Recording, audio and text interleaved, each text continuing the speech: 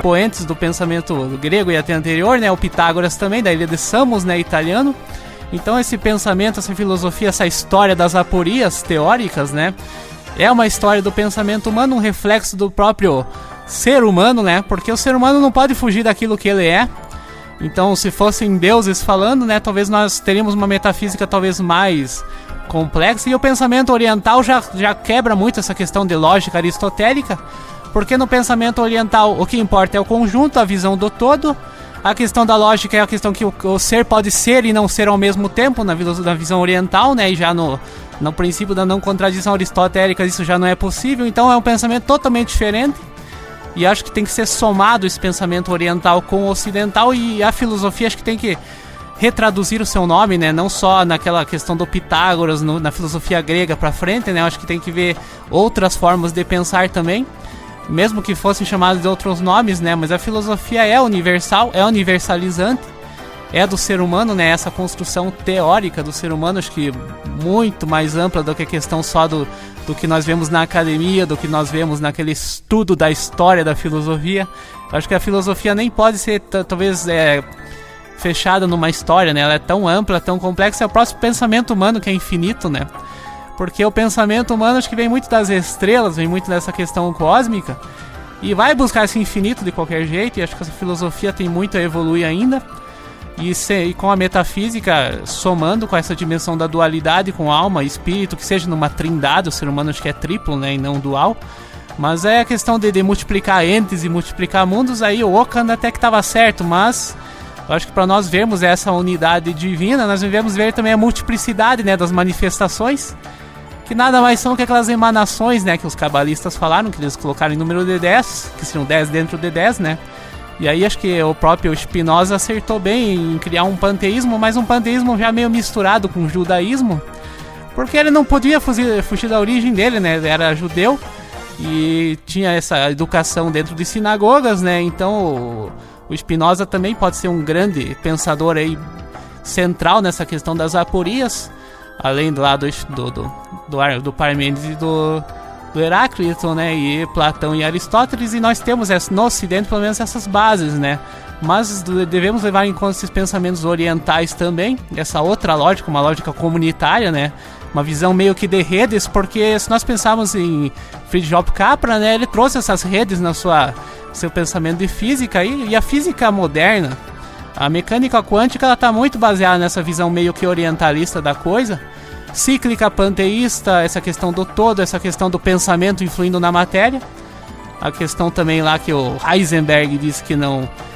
da probabilidade, né, realidade como probabilidade, realidade dos elétrons dentro de uma nuvem, né, então a questão da filosofia das aporias teóricas está sendo muito discutida com essa questão prática da própria física também, a física teórica eu acho que traz grande uma soma nessa filosofia. A questão da cosmologia também já mudou muito com essas teorias de Big Bang, Big Crunch, e aí se você pensar nas duas parece que formam um ciclo mesmo, porque se o universo está retraindo, só pode existir um ciclo.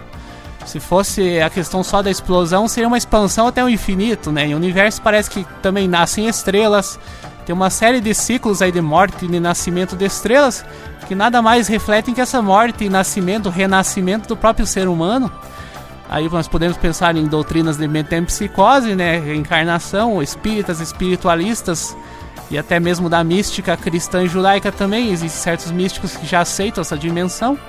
Então a visão mais ampla e mais cosmológica e holística mesmo, né? Então da nova era em si também. Então esse pensamento das aporias teóricas acho que vai muito além da filosofia, vai no pensamento humano, acaba abarcando todas as ciências, né? A sociologia, a própria história também já tem críticos aí com uma visão diferente da história, então não é aquela história ensinada em escola. A questão da física também, a física teórica é uma física já de outro mundo, né? Uma coisa muito diferente daquela coisa newtoniana que muitas pessoas pensam a questão só da inércia, da gravidade, né? Mas existem certas provas, existe a partícula de Deus, existe uma série de novas descobertas que estão mudando essas aporias teóricas, e a ciência mesmo descobrindo acaba mudando esse pensamento muitas vezes que foi edificado, né, com aquela terra plana, com aquelas visões equivocadas do universo, claro que já existiam as visões certas do universo. A questão dos iniciados, eles sempre souberam o que era o universo, porque eles tinham experiências místicas, conseguiram ver a história da Gênese universal, né? E nisso nós vimos muito em Moisés, nós vimos muito na questão dos judeus mesmo, na Bíblia. Então a questão da teologia também soma, só que com uma interpretação mais ampla, né? Não só aquela questão da sua igreja ou da sua visão fechada do dogma, né? O dogma aí foi talvez um mal. Mas a questão da aporia teórica é isso, é muito uma dialética entre a questão do corpo e do espírito, do próprio filósofo, que não age, não consegue reagir muito bem com essa dimensão instintiva, muitas vezes, né? Se vê pela vida dos filósofos pessoal, uma questão emocional totalmente mal resolvida em muitos, né? Questão sexual, questão de família mal resolvida, questão social, até mesmo econômica, né? Muitos polidor de lentes, outro era professor, outro não fazia nada, é sustentado pela mulher. Então a história de filósofos também reflete muito essa distância entre a perfeição do intelecto teórica e um mundo muitas vezes mal vivido na prática, né? Mas a questão, essa é a principal aporia que eu vejo, a questão do seu corpo, do seu espírito, e não a questão das ideologias. As ideologias acho que refletem esses filósofos. Seria como você está com uma dor no corpo, né? Você acabaria refletindo aquela dor em alguma teoria, ou a felicidade no corpo. É a questão de temperamento também. Então a questão do filósofo, é claro, ele supera o seu temperamento, mas ele é influenciado por isso. Acho que nenhum ser humano com tristeza, com alegria, com riqueza ou pobreza vai transcender isso. Acho que ele acaba refletindo isso no seu pensamento, no seu material teórico, né, na sua bibliografia, na sua produção filosófica, cosmovisão. E eu acho que essa aporia teórica vai por aí, ela é muito maior do que a questão só da história da filosofia a partir dos gregos.